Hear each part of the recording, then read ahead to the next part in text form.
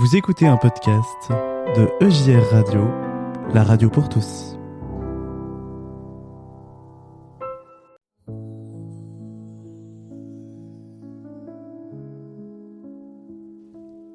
Et si je vous contais les 7 derniers jours de Jésus? La crucifixion. Les soldats emmènent Jésus et le forcent à porter une lourde croix de bois jusqu'au sommet d'une colline appelée Golgotha. Mais les coups qu'il a reçus l'ont affaibli et Jésus a de la peine à avancer. Les femmes qui le suivent entendent sa respiration saccader. Voyant sa faiblesse, les soldats réquisitionnent un homme appelé Simon et le forcent à porter la croix de Jésus. 2 autres condamnés gravissent la colline de Golgotha à ses côtés. Arrivés au sommet, les 3 hommes sont cloués à leur croix et élevés pour que tous puissent les voir. Il est 9 heures du matin. Du haut de la croix, Jésus s'écrie « Père, pardonne-leur, car ils ne savent pas ce qu'ils font. » Les soldats donnent à Jésus un mélange de vin et de myrrhe pour soulager la douleur. Mais Jésus refuse de le boire. Pilate fait fabriquer une pancarte sur laquelle il est écrit en hébreu, en grec et en araméen « Jésus de Nazareth, le roi des Juifs ». Les soldats la fixent sur la croix, mais les chefs religieux viennent à se plaindre à Pilate. Ils lui demandent de modifier la pancarte et d'écrire que Jésus prétend être le roi des Juifs. Mais Pilate refuse. En lisant la pancarte, beaucoup de gens lancent des insultes à Jésus et les voix des moqueurs couvrent les gémissements des prisonniers et les pleurs des femmes.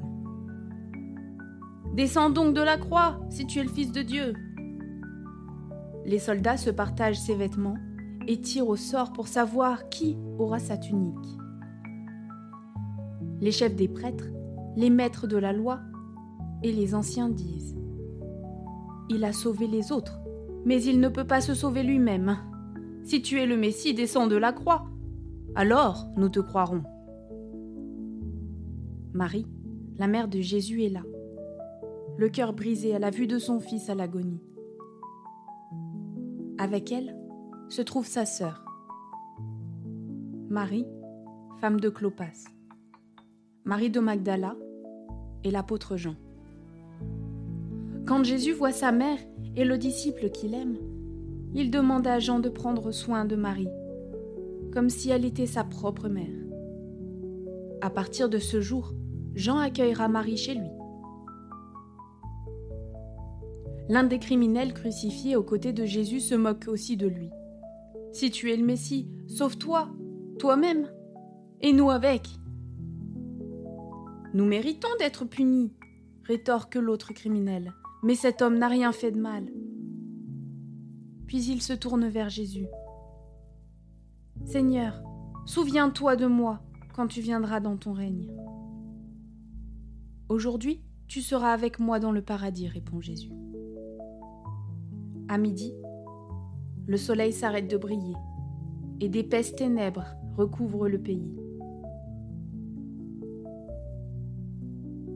« Élie, Élie, lema sabachthani » s'écrie Jésus. Cela veut dire « Mon Dieu, pourquoi m'as-tu abandonné ?» En entendant cela, certains pensent que Jésus appelle à l'aide le prophète Élie. « J'ai soif » dit ensuite Jésus. Et on lui tend au bout d'une perche une éponge trempée dans du vinaigre. Puis Jésus crie d'une voix forte « Père, je remets mon esprit entre tes mains. » Dans la foule, les gens se demandent si Élie va vraiment venir à son secours. Enfin Jésus dit « Tout est accompli. » Puis il rend l'esprit et meurt. À ce moment terrible, le voile du temple se déchire de haut en bas. La terre tremble, les tombes se brisent et beaucoup de croyants reviennent à la vie. Quand Jésus ressuscitera, ces personnes ressortiront de leur tombe l'officier romain et beaucoup d'autres personnes sont terrifiées. Cet homme était vraiment le Fils de Dieu, dit l'un d'entre eux.